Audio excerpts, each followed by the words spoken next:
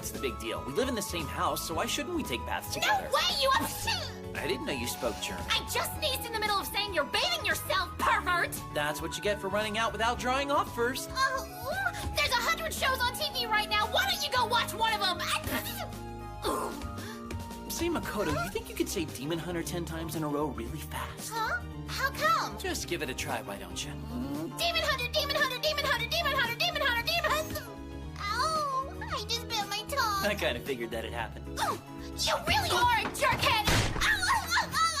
I just wanted to say, thanks for taking care of me. Okay? I just thought... Is that more German again? Look, if you don't want me to thank you, then just get out! 同じ家で暮らしてんだから、あれくらいの付き合いはあっていいだろ。あってたまくちゃ。マコビー語か？あってたまるかってのとくしゃみが重なっただけよ。ちゃんと吹かないで飛び出すからだ。見たいテレビがあったら今夜中に見ておきなさいよ。誠、魔物を撃つものって10回連続で言えるか？なんで？いいから言ってみろって。